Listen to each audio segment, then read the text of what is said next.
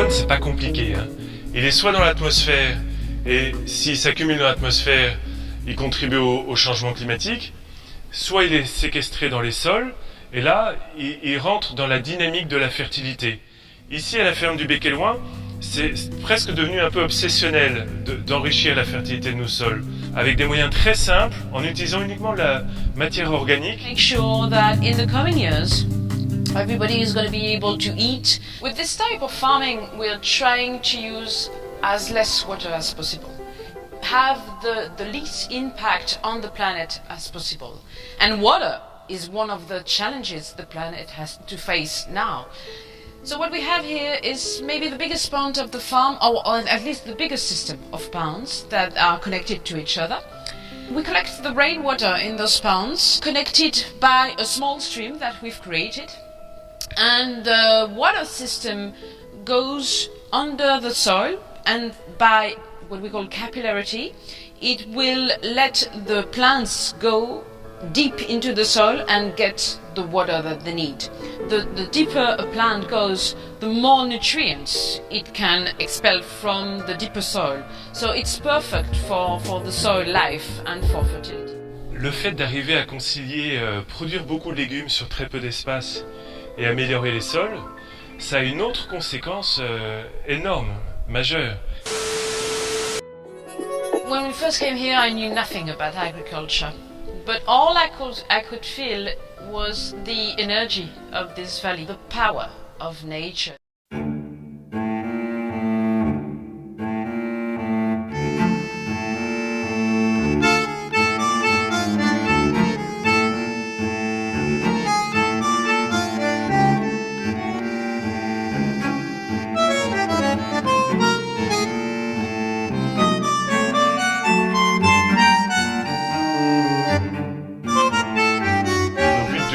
Là, produisent en moyenne 55 € de légumes du mètre carré. 55 € de légumes du mètre carré.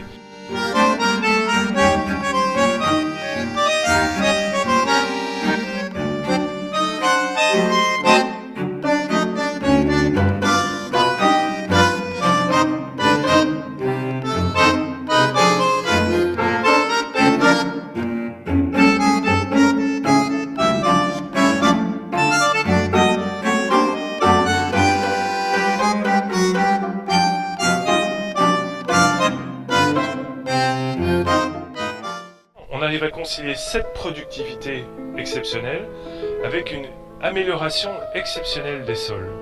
The soil is never uncovered. Just like in Mother Nature, you never see bare soil in Mother Nature. Donc c'est pas du tout j'augmente la productivité mais je détruis l'environnement, c'est j'augmente la productivité et j'améliore l'environnement. Cette production extrêmement élevée est faite complètement à la main. Le fait de pouvoir produire beaucoup avec des outils manuels extrêmement peu coûteux, eh ben, ça facilite beaucoup la création de petites fermes maraîchères, de micro-fermes. On a des stagiaires qui sont formés ici, qui ont démarré avec leurs petites économies, et dès l'année 2, ils arrivaient à vivre de leur activité et à réinvestir dans leur micro-ferme.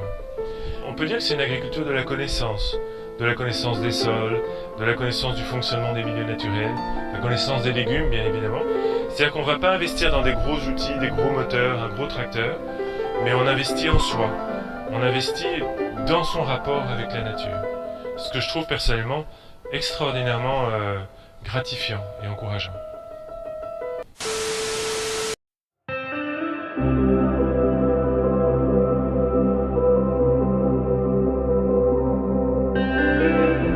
La permaculture propose de prendre la nature comme modèle.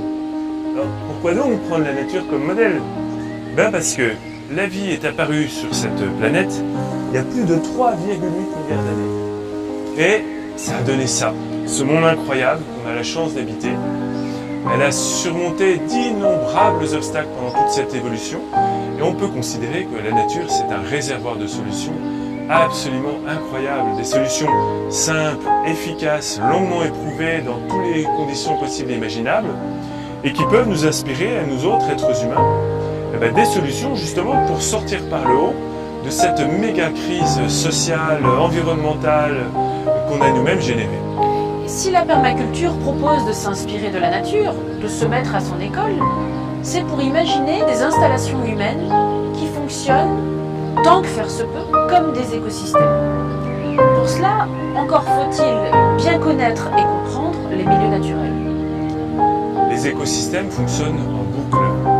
Ils sont très économes en intrants, très économes en énergie, généralement productifs, autonomes, résilients. Et en plus, chaque écosystème apporte une contribution à la vitalité, à l'équilibre de l'ensemble de la biosphère. Et leur grand secret, c'est que tous les composants de l'écosystème sont reliés. Ils interagissent. Chaque élément profite des uns, mais il profite également aux autres. Les déchets de l'un sont les ressources de l'autre. Et le tout est plus que la somme des